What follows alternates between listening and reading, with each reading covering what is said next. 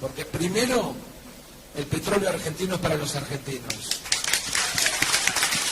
Y en segundo lugar... Ahí lo teníamos contundente a Sergio Massa con respecto a la polémica que se abrió todo y la psicosis que abrió en la población frente a la falta de combustible. Pero bueno, ahí me están haciendo la señal del gancho. Vamos a cortar un poquito con este tema y nos metemos de lleno con el compañero Pablo Mono Lombardi. ¿Cómo andás, Pablo? ¿Cómo andás? ¿Cómo andan todos por ahí? Saludos a la audiencia. Gracias, Mono, por estos minutos acá con nosotros en El Cielo por Asalto. Y te metemos de lleno, Mono, porque nos interesa desde la clase trabajadora y de los compañeros de los diferentes sindicatos, cómo están viendo esta semana que pasó luego de la casi, ellos no les ponen el nombre, pero nosotros les ponemos el nombre, casi la ruptura de Juntos por el Cambio, y cómo viste el escenario que se abrió luego de las elecciones generales que dieron como ganador a Sergio Massa. No hay duda que el resultado electoral fue un quiebre al corazón de la estrategia de la derecha empujando a Bullrich y a Milei, ¿no? Yo creo que la conciencia creciente en el pueblo en general y en la clase trabajadora en particular quebró la intentona de poder aplicar un plan neoliberal a través de las urnas, ¿no? Y yo creo que esto, en un sentido, los desarticula a ellos como fuerza, sabiendo que no hay posibilidad de aplicar un plan económico como el que ellos vienen impulsando, que no va a traer más que hambre y terror para nuestro pueblo, ¿no?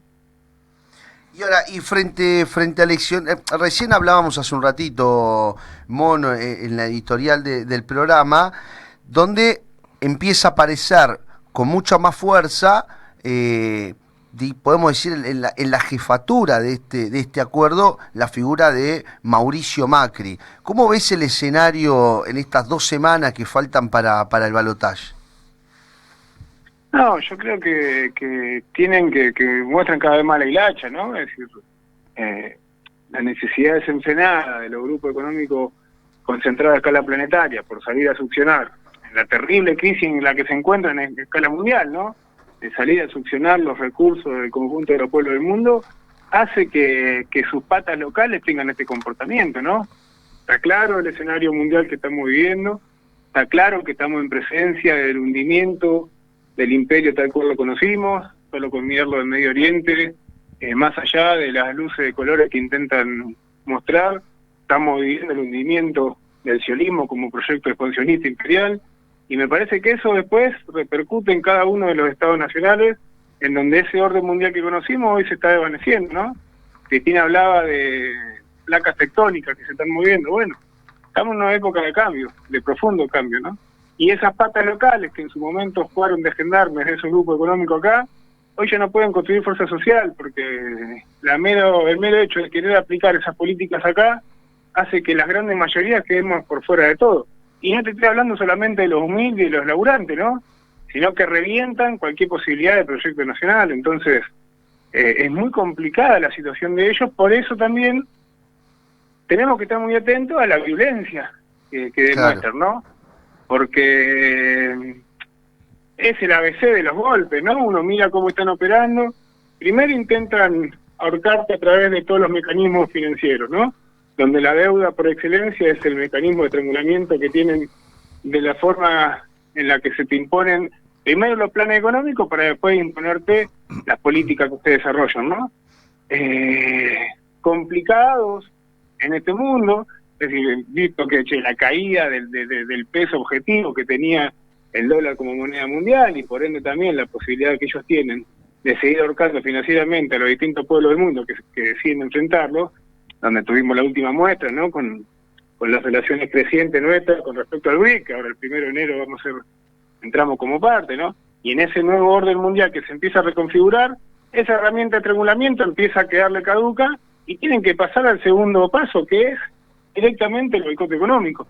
Por eso me parece que nosotros tenemos que tener mucha conciencia del proceso que estamos viviendo, porque solamente aquellos pueblos que controlen sus recursos naturales, entendiendo los recursos naturales como la posibilidad cierta de tener un proyecto con soberanía y autónomo, con la posibilidad cierta de poder garantizar los bienes y los servicios básicos para nuestro pueblo, es que vamos a poder pensar un proyecto nacional hacia adelante, ¿no? Y yo creo que lo que está ocurriendo ahora es solamente el segundo paso de esa guerra económica que ellos tienen que desatar contra nosotros y contra todo el pueblo del mundo, ¿no? Entonces, y frente a eso el pueblo tiene mucha conciencia. Yo creo que lo que ocurrió en esta última elección fue justamente eso, ¿no? Hay que entender que hasta el voto bronca a Milei estaba cargado de conciencia. Que las estrategias que tuvimos hasta acá no han dado respuesta, ¿no? Que me parece que sin poder profundizar y sin poner en cuestión cosas que Cristina viene poniendo sobre la agenda, ¿no? De qué no decir, qué tipo de democracia es esta de la que hablamos, si nosotros no podemos decidir sobre nosotros mismos, ¿no? Entonces la necesidad de construir una nueva democracia, la necesidad de pasar una instancia protagónica, directa, en donde los trabajadores centralmente tenemos la tarea fundamental de discutir cómo vamos a producir las cosas necesarias para garantizar la vida, sin hacer mierda a la naturaleza y sin generar más pobreza entre los trabajadores que estamos ocupados y entre todos aquellos que hoy van siendo descartados, ¿no? Por este sistema que cada vez se va fagocitando más y expulsando más sectores de la población. Me parece que tenemos una gran tarea por delante, ¿no? Y ese es el escenario que se nos abre para nosotros. Una profunda crisis que para los pueblos es posibilidad, ¿no? Y ahora, en este fin de semana, recién lo estábamos charlando y escuchábamos una de las intervenciones de Sergio Massa alrededor de esta psicosis que se abrió el fin de semana frente al desabastecimiento de combustible en gran parte de las provincias y acá en la ciudad de Buenos Aires, que bueno, Massa intervino la semana pasada y los intimó a que si no estaba resuelto el abastecimiento no iba a poder sacar un barco. ¿Vos ves que este escenario de estos chantajes económicos podemos seguir sufriéndolo de acá a 2 semanas? Yo creo que se van a agudizar. Y esto en términos coyunturales se puede ralentizar o no, pero en términos objetivos de la necesidad de reproducción de estos grupos económicos a escala planetaria, no tienen más que profundizar. Ellos sin la posibilidad de seguir saqueando y expoliando a los pueblos para garantizar su maquinaria productiva, no tienen ninguna chance de tener existencia en este nuevo mundo que estamos construyendo, ¿no? Donde aparece China como emergente planteando la necesidad de construir una gobernanza mundial que deje atrás la organización imperial del mundo y que ponga en el centro, es decir, un camino a humanidad, decimos nosotros, ¿no? Entonces, en ese sentido ellos no tienen más que poder agudizar y me parece que esto es lo que nosotros tenemos que tener conciencia. ¿En qué radica el poder que ellos tienen, no? Porque más allá de esto que hablábamos antes, ¿no? De los distintos mecanismos financieros, lo que determina es la producción. Y nosotros en Argentina hoy, si hablamos tenemos la experiencia reciente de Vicentín, y si hablamos de la posibilidad cierta de pensar un país con pleno desarrollo, tenemos que estar pensando en la alimentación, en los medicamentos, claro, en el transporte, en las comunicaciones, y en cada una de esas ramas el proceso de transferización que hemos sufrido durante los 20 años, ¿verdad? De la dictadura en adelante, ¿no? Fue brutal. Y me parece que tenemos por un lado cuestiones que son auspiciosas, que se vienen repitiendo, pero que, ojo, porque no alcanzan con pensar que vamos a poder contar con los 20.000 millones de dólares del sufrimiento que tuvimos con la sequía y pensando encima en una cosecha de récord hacia adelante. No alcanza con creer que porque vamos a tener los 4.000 millones de dólares que nos va a dar el gasoducto, porque eso va a acrecentar la circulación, que hoy lo vemos, que no es que hay un faltante, no es que no se mueve guita en la calle. El problema es que esa guita que se mueve siempre va a terminar a los mismos lugares, que son aquellos que concentran y determinan y controlan hoy la producción de los bienes y servicios en este país, ¿no? Entonces, sin lugar a dudas que esas son medidas auspiciosas hacia adelante, pero si nosotros no podemos discutir cómo vamos a hacer, que era algo que dijo Putin hace un tiempo, ¿no? Van a existir los países que controlan sus recursos naturales en función de construir una gobernanza mundial con un camino a humanidad, y aquellos países que no controlen eso van a estar subordinados a transformarse en mera colonia de ese poder imperial que hoy está decrépito, pero que no significa que ha perdido su capacidad de daño y de destrucción, ¿no? Como lo seguimos viendo en Medio Oriente y como vemos que intentan descargar en América Latina, ¿no? Entonces, y que vienen descargando en América Latina. Así que nosotros vemos ese escenario, por un lado de creciente conciencia de nuestro pueblo, y eso para nosotros implica también todo un desafío en términos de las herramientas que supimos construir hasta acá. ¿no? Y centralmente los trabajadores tenemos un gran debate en esto, ¿no? Ya no alcanza con reclamar la mejora de las condiciones meramente salariales, ¿no? Porque el grado de concentración económica que estamos viviendo hace que no solamente seamos expulsados del proceso productivo, fruto del salto tecnológico, ¿no? Y el desarrollo científico-tecnológico aplicado a la producción, sino que aparte destruye, es decir, esas mismas patas que ellos habían construido antes, ¿no? Esas burguesías nacionales también quedan afuera. Si no, recordemos lo que fue el ejemplo de los cuadernos, ¿no? O Odebrecht, ¿no? Es decir, en esa pelea desenfrenada es BlackRock que se tiene que morfar a todo, ¿no? En donde ni siquiera entra el círculo rojo, a ver, ¿no? Porque hoy hay una gran discusión también en eso, ¿no? Vamos hacia el BRIC y hoy tenés toda una gran parte del círculo rojo que está especulando, que toma conciencia de que queda tierra arrasada cada vez que entran los yanquis en cualquier lugar, o bajo el dominio de BlackRock esos grupos también desaparecen, pero queda claro que el interés que los mueve sigue siendo el dios dinero, por ende, no es que bajo un plan dirigido por esa pseudo lumper burguesía nacional, hoy en el círculo rojo, los trabajadores podemos quedarnos tranquilos de que vamos a tener prosperidad económica y un bienestar social, ¿no? Yo creo que esas medidas económicas que nosotros podemos llegar a tener hacia adelante, si no van de la mano de esto, de una nueva democracia, en donde los trabajadores nos encuentren de manera participativa, protagónica, poniendo en el centro cómo tenemos que producir y de qué manera, y en correspondencia con qué intereses, ¿no? Es difícil que realmente podamos nosotros construir la garantía de la soberanía, ¿no? Y de las tareas de la Revolución de Mayo hoy todavía inconclusas, ¿no? Entonces, de la autodeterminación nuestra como pueblo.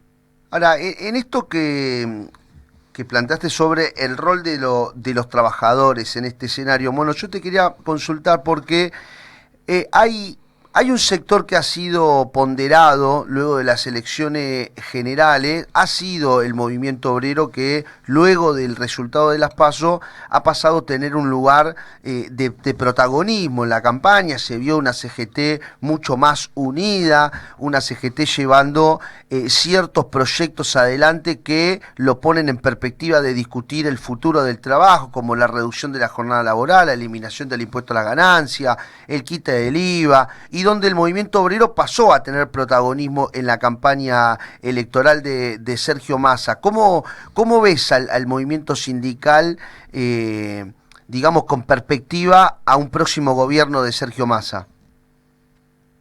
Mirá, no hay duda del protagonismo que se logró, ¿no? Y que es algo que ya vivimos nosotros en el medio de la pandemia macrista, cuando ellos estaban especulando, ¿no? Entre palomas y halcones, entre una política gradualista y la política de shock que debían aplicar, que les venía imponiendo ya el acuerdo con el FMI, fue el movimiento obrero, ¿no? En la jornada del 14 y el 18 de diciembre, que salimos a la calle y le pusimos un freno al macrismo y construimos las bases también de la recomposición del Frente Nacional, que dio como resultado el triunfo nuestro en el 19, ¿no? Porque esa unidad popular que se empezó a vertebrar después de la jornada de diciembre del 17, tuvo que ver con esa unidad por abajo que se dio en el pueblo y en la clase trabajadora, ¿no? Y eso permitió, ¿no?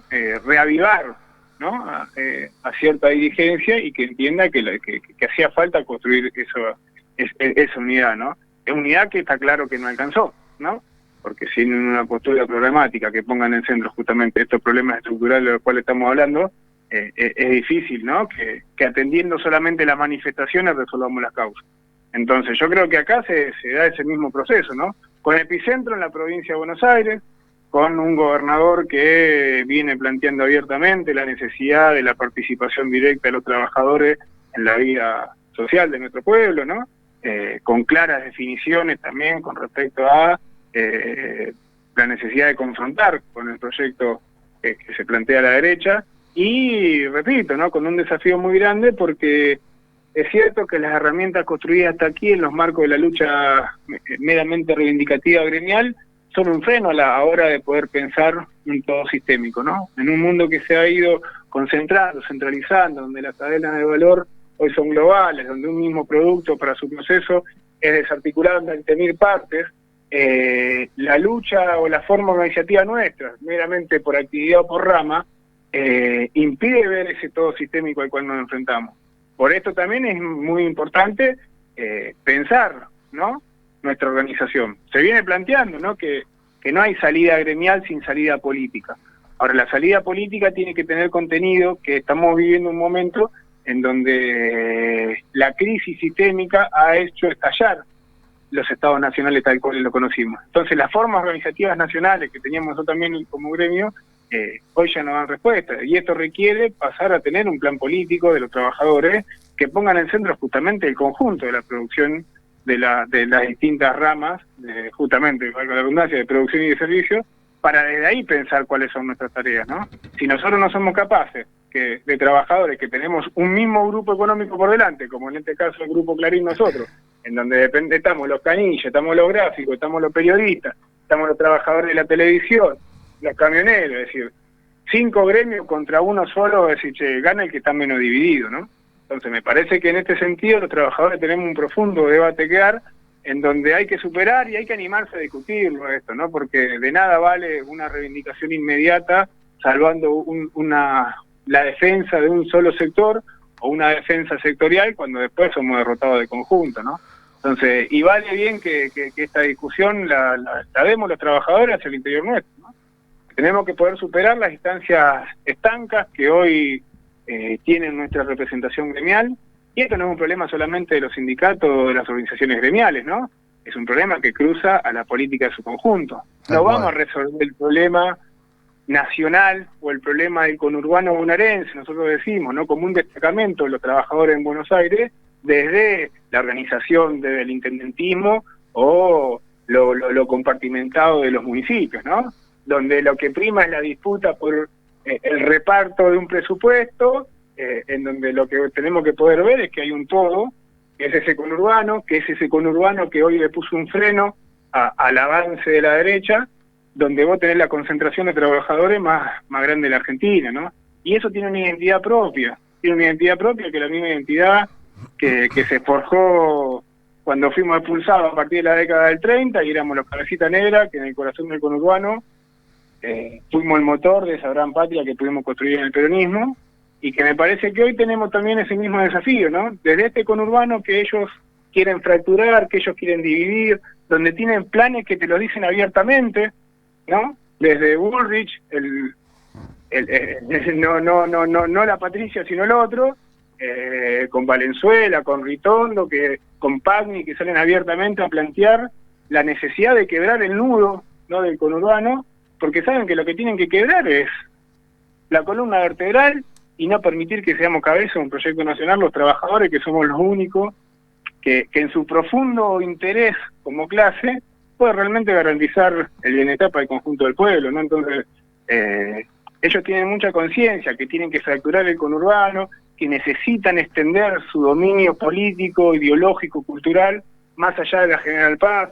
Por eso se vienen dando toda una política hacia los centros de los distintos municipios del conurbano, y sobre todo en los corredores donde tiene mucho peso y dominio la pequeña burguesía y las distintas capas que ellos pueden ir integrando, ¿no? En donde vemos también la política que se han dado en garantizarle todavía a ciertos sectores un consumo diferencial, ¿no? Donde vemos que por ahí la inflación que le aplican a un consumo de primera necesidad, como son los alimentos, es 10 veces mayor a lo que le aplican a una entrada del cine o a determinados consumos de esas capas, que también intenta generar una idea de que por ahí ellos también pueden mojar, ¿no? Entonces ellos se vienen dando una política hacia el conurbano, donde con el corazón puesto en la matanza, que necesitan destruir, desde ahí quieren fragmentar todo el territorio bonaerense, ¿no? Porque no solamente somos el núcleo del corazón del movimiento obrero, sino que después en términos estructurales expresamos el 50% del PBI, el 40% de la producción agropecuaria. Bueno, hay intereses profundos, ¿no?, que creemos que tenemos que defender, y que también no hay posibilidad de pensar un proyecto nacional si nosotros como conurbanos no nos transformamos justamente en ese destacamento del interior para ir contra el puerto, ese puerto que históricamente a nosotros nos fracturó, ese puerto que después de la derrota de Casero y de Pavón, con Mitre a la cabeza y Sarmiento, nos declaró la guerra y nos fracturó, ¿no? Claro. No solamente nos fracturó como región latinoamericana, con la guerra de la Triple Alianza de por medio, sino que después nos fracturó como nación, y desde ese dominio porteño, ¿no?, de esos cajetillas, dijo el cordobés, nos salieron a imponer ese proyecto expoliador, ¿no? Y me parece que esa tarea no resuelta de mayo para acá, hoy están más presentes que nunca, y ese es el gran desafío que tenemos por delante los trabajadores. Por eso es grande la tarea que tenemos por delante, y esa gran tarea y esa gran empresa que tenemos es la que nos tiene que llevar a que podamos tener un gran debate al interior nuestro, ¿no? Y entender la necesidad profunda de construir realmente un proyecto que supere las organizaciones estancos que nos han traído hasta acá, que nos han servido, pero que hoy son un límite, ¿no? Por el grado de transformación del mundo en el que estamos, y que hace falta construir un proyecto político donde realmente garanticemos esa comunidad organizada con la que tantas veces soñamos, ¿no? Donde nadie se realiza si no se realiza esa comunidad, ¿no? Entonces no existe una salida por gremio, por orga, por municipio, ¿no? Hay un todo, y ese todo es nuestra patria, y esa patria hoy es la región, y esa patria hoy es el mundo, que tenemos que defender, y nos parece que los trabajadores tenemos mucho que aportar, ¿no? Mono, te llevo al día viernes, a 13 años del fallecimiento de Néstor Kirchner. Se realizó un homenaje en la CGT por iniciativa justamente de la CGT Regional Oeste y el ministro de Trabajo de la provincia de Buenos Aires, Walter Correa, jornada en la que participaron varios dirigentes gremiales. ¿Vos estuviste presente ahí? Sí, yo estuve presente en representación de nuestra regional.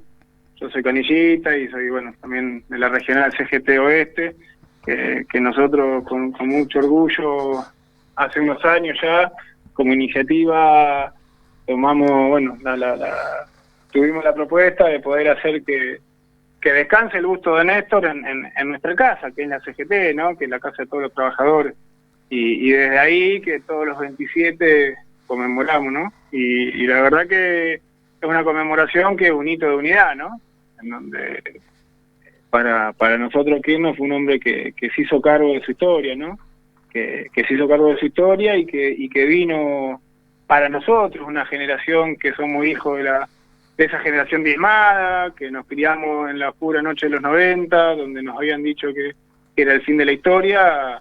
Néstor fue un tipo que vino y dijo que nos venía a proponer un sueño, ¿no? Y eso no era una retórica vacía. Era la defensa del interés concreto del pueblo que había sido olvidado, perseguido y desaparecido y torturado en los 70, ¿no? Y Néstor no fue solamente una cuestión simbólica. Néstor puso sobre la mesa el conflicto como motor de cambio, entendiendo el motor de cambio como la necesidad de confrontar los intereses de la antipatria, ¿no? Entonces, yo recordaba, ¿no? En el 2004... como ya en el 2005, frente al ataque especulativo como el que estamos viviendo hoy por las grandes petroleras, Néstor nos convocó a bloquear esas petroleras y no permitir que se las lleven para afuera, ¿no? Y cuando, como hoy, algunos sectores que se empezaban a asustar por tener miedo de perder rentabilidad, fueron a golpear las puertas del Poder Judicial y las puertas del Poder Mediático y también de la de los cuarteles, Néstor fue y le dijo que no le tenías miedo, ¿no? Y que los iba a enfrentar. Y lo mismo hizo en el 2008 contra la oligarquía que siempre nos robó y nos expolió, ¿no? Entonces, para nosotros Néstor es un ejemplo de la posibilidad cierta que tenemos los pueblos cuando nos ponemos de pie, definimos con claridad los intereses que tenemos como clase trabajadora y como pueblo, y estamos decididos a enfrentar a todos aquellos que no quieren sembrar más que miseria y hambre en la búsqueda de su mezquina rentabilidad, ¿no? Entonces, la verdad que fue muy emocionante, un acto de unidad, como siempre, ¿no? Con compañeros de la CTA, de la CGT, de distintas expresiones del movimiento obrero y también del movimiento social. Y me parece que son esos hitos que van mostrando un camino de unidad hacia adelante, ¿no? De la clase trabajadora y del pueblo en conjunto. Mono, te agradecemos muchísimo estos minutos acá con nosotros en El Cielo por Asalto. No, muchísimas gracias a ustedes.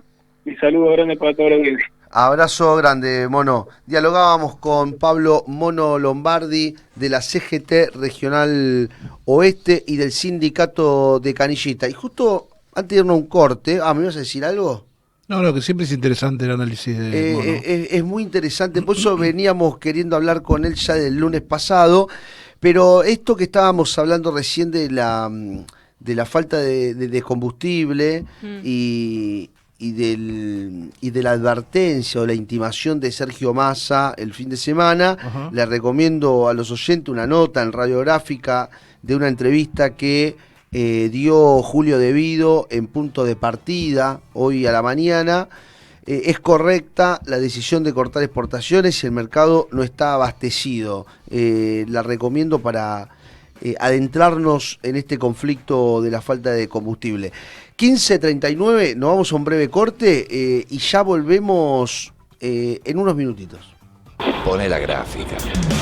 Agenda propia. Información segura. Certera.